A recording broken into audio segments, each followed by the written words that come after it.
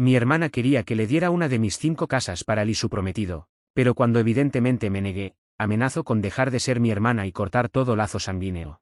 La familia, dicen, es para siempre. Pero, ¿qué pasa cuando los leisás de sangre se usan como moneda de cambio? Me llamo Julián, tengo 38 años, y la vida me enseñó que el mayor enemigo no siempre es alguien ajeno, sino alguien que lleva tu misma sangre. Esta es la historia de cómo mi propia hermana trató de aprovecharse de mí, chantajearme emocionalmente y cómo todo eso terminó volviéndose en su contra. A veces la gente cree que el dinero cae del cielo, que los que tenemos algo de estabilidad económica lo conseguimos con suerte, con trampa, o, peor aún, que simplemente nos lo regalaron. Lo que pocos entienden es el precio real que uno paga por construir algo desde cero. Mi nombre es Julián, tengo 38 años y esta no es solo la historia de cómo construí mi vida, sino también de cómo las personas que se supone deberían ser mi familia intentaron destruir todo lo que me costó levantar. Crecí en un barrio de clase media-baja. Mis padres eran personas buenas, pero limitadas. Mi padre, mecánico de toda la vida, trabajaba más de 10 horas diarias en un taller que ni siquiera era suyo. Mi madre, ama de casa, se encargaba de cuidar de nosotros, pero siempre estaba agobiada,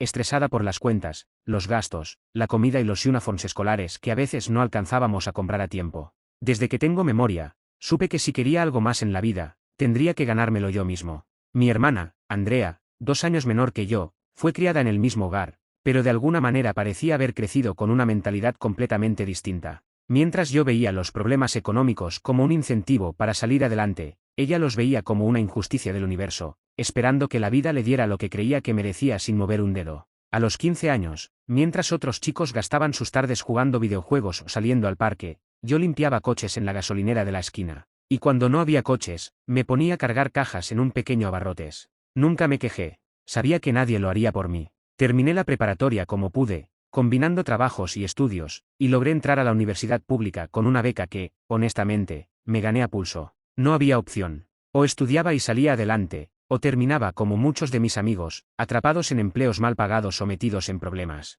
La carrera no fue fácil.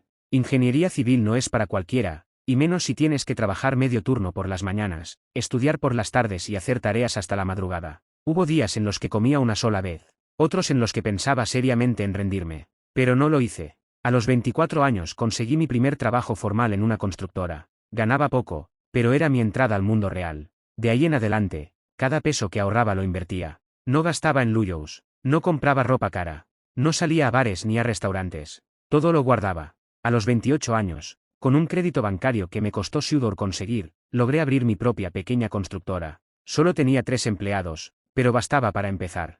Al principio fue un infierno. Había meses que ni siquiera podía pagarme un sueldo. Hubo noches en que dormí en la oficina, y otras tantas en las que llegaba a casa tan tarde que ni siquiera veía la luz del día. Pero, poco a poco, los contratos fueron llegando. Primero fueron remodelaciones pequeñas. Después, obras medianas. Hasta que un día, un empresario local me ofreció un proyecto más grande de lo que nunca había hecho: la construcción de un conjunto habitacional. Me partí el alma para cumplirlo, y lo hice. Ese fue el punto de quiebre. A partir de ahí, la empresa comenzó a crecer. Contraté más personal, compré más maquinaria, expandí mis oficinas y diversifiqué mis servicios. A los 35 años ya tenía 5 propiedades, 3 casas en diferentes puntos de la ciudad, una cabaña en el bosque y una casa de playa que compré como inversión. Ninguna de ellas me cayó del cielo. Cada ladrillo, cada teja, estaba puesta con el peso de mis años de esfuerzo. Pero si algo me enseñó la vida es que, por más que avances, siempre habrá quienes solo vean el resultado, nunca el camino. Y uno de esos,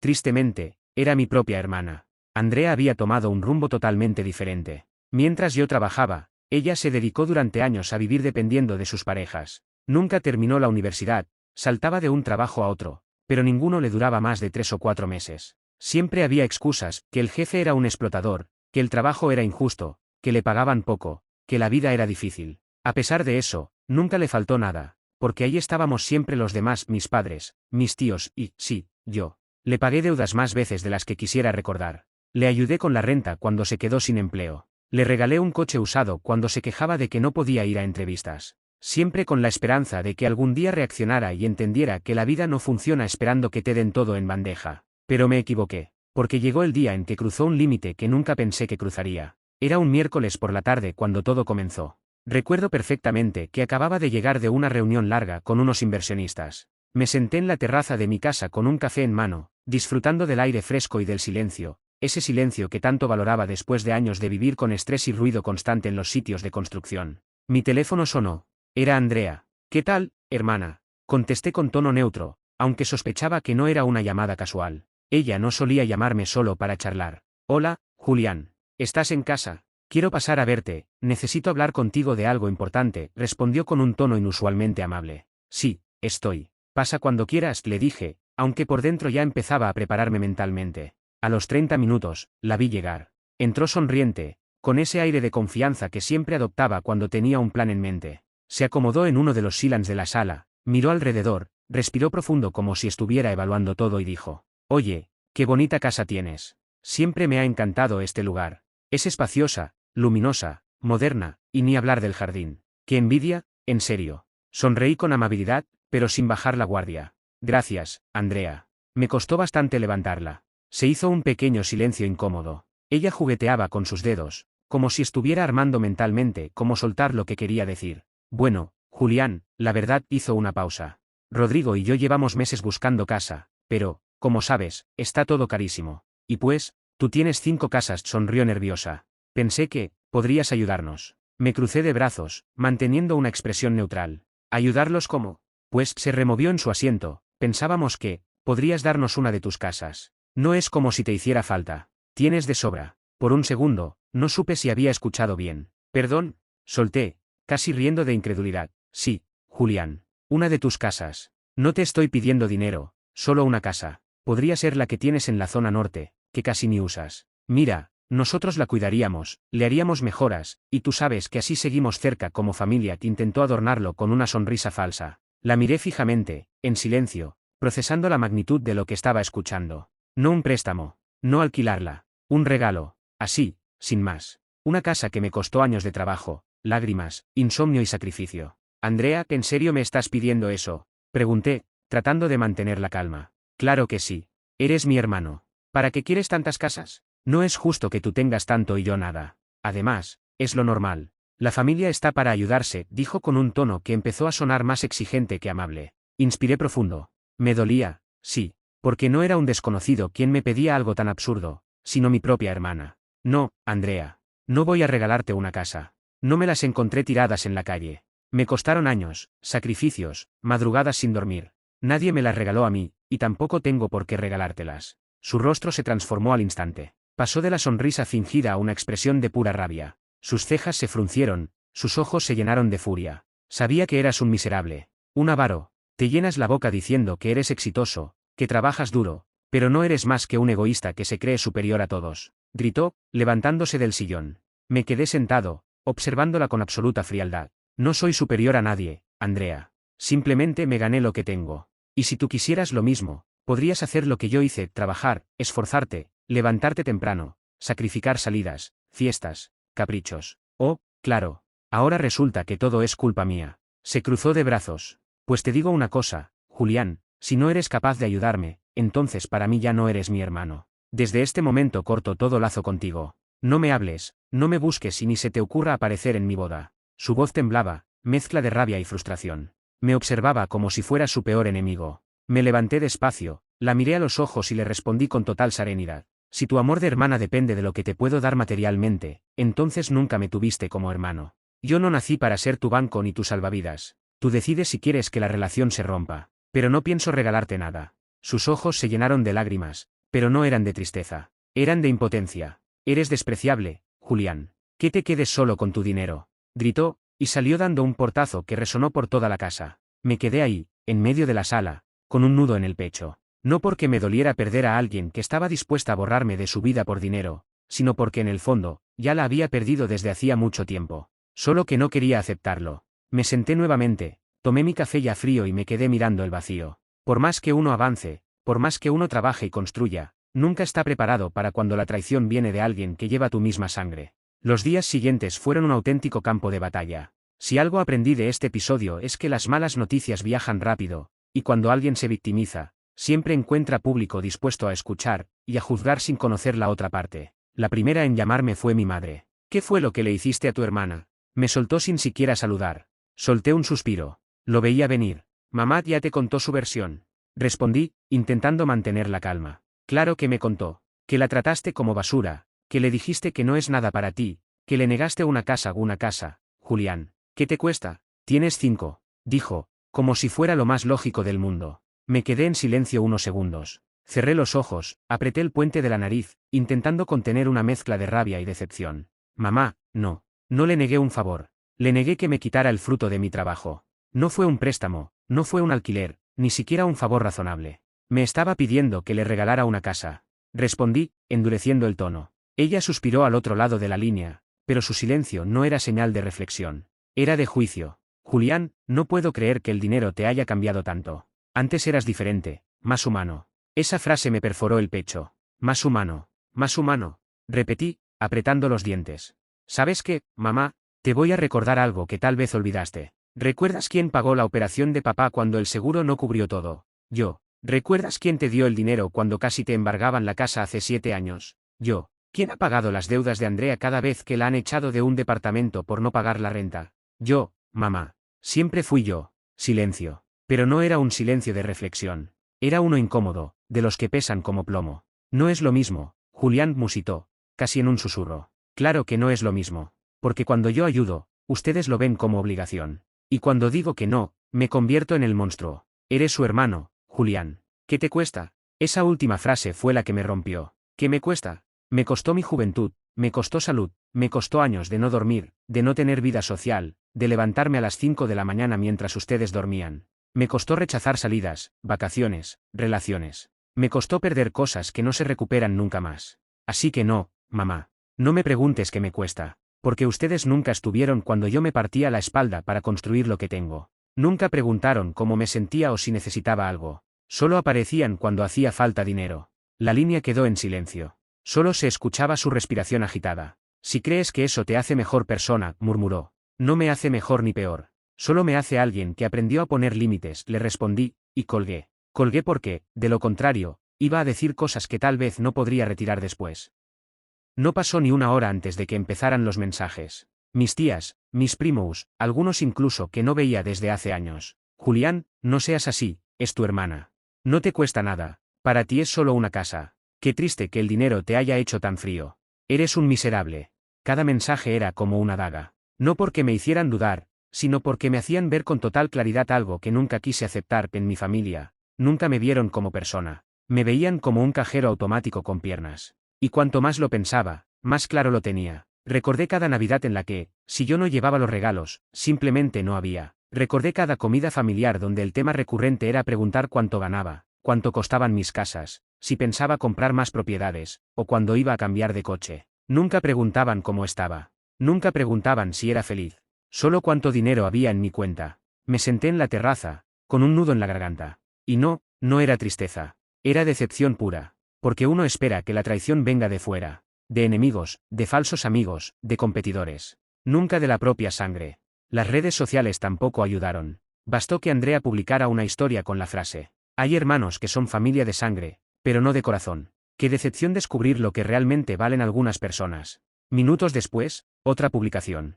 A veces es mejor cortarle isas con quien solo piensa en lo material. Los comentarios de sus amigas y algunos familiares no tardaron. ¡Qué horror, amiga! No te mereces eso. Dios se encargará de poner todo en su lugar. Gente así es mejor lejos. Y claro, ninguna de ellas sabía la realidad. Ninguna conocía que Andrea no había trabajado más de 6 meses en toda su vida. Ninguna sabía que había pasado años viviendo a expensas de quien se dejara manipular emocionalmente. Por un instante, pensé en responder. En soltar la verdad completa. En exhibir con pruebas todo lo que yo había hecho por ella y por la familia. Pero me detuve. No valía la pena. Porque entendí que no hay peor ciego que el que no quiere ver. Y que hay batallas que, por dignidad, uno debe dejar que se peleen solas. No respondí ni una sola historia. No contesté ni un solo comentario. Lo único que hice fue silenciar a medio mundo de mis redes. Y en ese instante, una paz rara comenzó a invadirme. Por primera vez en muchos años, entendí que no tenía por qué cargar con el peso de mantener a una familia que solo me buscaba cuando necesitaban algo. Por primera vez, empecé a ponerme a mí mismo como prioridad. Pero lo que no sabía, es que la vida les estaba preparando una lección mucho más dura de la que jamás pudieron imaginar. Pasaron semanas sin saber absolutamente nada de Andrea. Ni una llamada, ni un mensaje. Silencio absoluto. Era evidente que, para ella, yo estaba oficialmente muerto, o mejor dicho, solo muerto como hermano, pero vivo como banco al que podía recurrir cuando le convenía. El silencio, lejos de incomodarme, me trajo paz. Una paz que no había sentido en años. Por fin no tenía encima esa carga constante de ser el salvavidas económico de alguien que nunca quiso aprender a nadar. Hasta que, una mañana, mientras revisaba mis correos en la oficina, mi teléfono vibró. Era un mensaje de mamá. Solo una foto y un texto breve. Mira qué linda quedó tu hermana. Hoy es un día muy especial para ella. Qué pena que tú hayas decidido no estar. Abrí la imagen. Era una foto de Andrea vestida de novia, sonriendo de oreja a oreja, tomada justo en la entrada del salón donde celebraban su boda. Llevaba un vestido blanco con pedrería, claramente costoso. El maquillaje impecable. Sonriente, fingiendo una felicidad que, para cualquiera que no conociera la historia detrás, parecía real. Respiré profundo. Decidiste no estar. Qué irónico. Ellos habían decidido borrarme, pero ahora pretendían que yo fuera el que se había alejado. Qué conveniente. Durante las horas siguientes, las redes sociales hicieron su trabajo. Fotos, vídeos, historias. Todos los tíos, primos, amigos, incluso conocidos que hacía años no veía, llenaron sus perfiles con imágenes de la boda. Un desfile de sonrisas plásticas, abrazos fingidos y mensajes dulces sobre el amor y la familia. El día más importante de su vida. Qué hermosa pareja. Que este amor dure para siempre.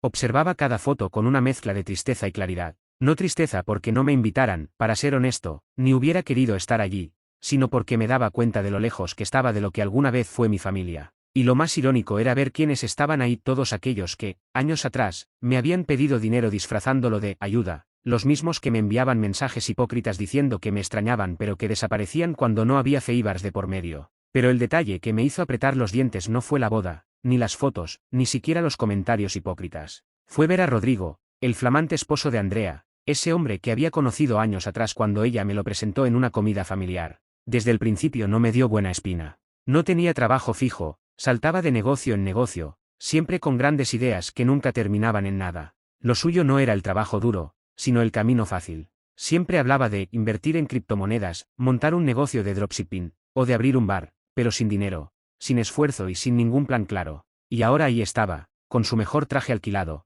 sonriendo como si acabara de ganarse la lotería, y, en cierto modo, lo había hecho. Se acababa de casar con una mujer que esperaba que su hermano le regalara una casa. El par perfecto. Pero la vida, aunque a veces se toma su tiempo, siempre pone las cosas en su lugar. Los rumores comenzaron exactamente 3 meses después de la boda. Primero fueron sus publicaciones en redes sociales. De fotos de cenas en restaurantes, escapadas de fin de semana y branchas elegantes, pasaron a selfies en casa, con mensajes como "la vida es dura, pero aquí seguimos". Después desaparecieron las fotos de Rodrigo en el gimnasio, de las salidas nocturnas, de los brindis y las sonrisas. En su lugar aparecieron frases como "cuando uno quiere, Dios provee" o "todo pasa por algo". Hasta que un día, mientras estaba en mi oficina revisando planos, sonó mi teléfono. Era mi tía Lucía, una mujer que nunca me llamaba salvo que necesitara algo. «Hola, Julián», dijo con voz suave, casi como si estuviera midiendo cada palabra. «Hola, tía». «Qué sorpresa», respondí, ya sabiendo por dónde iba la cosa. «Ay, hijo, mira, no quiero molestarte, pero, sabes que Andrea no está pasando un buen momento. Tú sabes, Rodrigo perdió el trabajo, las cosas no han ido como esperaban». Me recosté en la silla, cruzando los brazos. «Imagino. Pues, la verdad es que la hipoteca les está comiendo. Tú sabes cómo está la vida, todo sube, y, bueno, pensé que tal vez podrías, no sé, ayudarlos un poquito». Tuve que morderme la lengua para no soltar una carcajada irónica. «¿En serio? Después de todo lo que pasó? Después de borrar mi existencia como hermano, de insultarme, de exhibirme en redes como el villano de la familia, ahora sí necesitaban al hermano miserable? ¿Y cómo ayudaría, tía?», pregunté, fingiendo inocencia. «Pues, podrías, no sé, pagar unas cuotas de la hipoteca. O, mejor, comprarles la casa. Así ellos te la pagan con tiempo, y así no la pierden. Mira que Rodrigo está buscando trabajo y Andrea también, pero tú sabes cómo está todo». Te intentaba sonar dulce, pero la desesperación se le escapaba por cada palabra. Respiré profundo. No quería explotar. No valía la pena. «Tía», dije, serio, voy a ser muy claro. Lo que Andrea está viviendo es el resultado directo de sus decisiones. Yo no le pedí que se casara con alguien sin estabilidad. No le pedí que intentara chantajearme emocionalmente para regalarle una casa. No le pedí que me borrara como hermano cuando no le di lo que quería. Así que, sinceramente, no veo por qué debería resolverle la vida ahora. Silencio. Podía escuchar su respiración pesada al otro lado. «Pero, es tu hermana, Julián». «No, tía. Andrea dejó de ser mi hermana el día que me dijo que, si no le daba una casa, dejaba de tenerme como hermano. Yo no tomé esa decisión. Ella sí. Hubo un silencio largo. Después, solo dijo: bueno, ya veo qué clase de persona te has convertido. No, tía. Lo que pasa es que ustedes están empezando a ver la clase de persona que siempre fui. Solo que antes no me ponía límites. Y colgué. Me quedé sentado, mirando el teléfono. Cerré los ojos y respiré hondo. No sentía culpa. Por primera vez en mucho tiempo, no sentía ese peso, ese deber autoimpuesto de ser el salvador de todos. Porque entendí algo fundamental: no soy responsable de las malas decisiones de los demás. Y mientras me servía un whisky, mirando la puesta de sol desde mi terraza, supe que esto apenas comenzaba. La vida le iba a enseñar a Andrea y a todos los que la aplaudieron una lección que no iban a olvidar. Después de aquella última llamada con mi madre, donde dejé claro que no iba a cargar más con los errores ajenos, sentí algo que no había experimentado en años: paz. Por primera vez, había dejado claro que no me iban a volver a manipular con la culpa, el chantaje emocional o el «es tu hermana». Y, con eso, me quité de encima una losa que llevaba desde que era prácticamente un adolescente. Los días siguieron. Las llamadas cesaron. Los mensajes dejaron de llegar. El silencio reemplazó al caos, y lo agradecí. Me mantuve ocupado con mi trabajo, mis proyectos, mis clientes. Rodeado de gente que sí entendía el valor del esfuerzo, del compromiso y del respeto. Mis verdaderos amigos, aquellos que conocían mi historia completa y no solo los titulares manipulados que mi familia solía vender. Semanas después, el rumor fue imposible de ignorar: Andrea había perdido la casa. El banco ejecutó la hipoteca, y no hubo milagro, ni salvador, ni hermano que le resolviera la vida. Rodrigo, como era previsible, la había abandonado días antes de que todo se derrumbara. Se fue sin mirar atrás, huyendo de las responsabilidades igual que siempre había hecho, buscando a su próxima víctima. Andrea.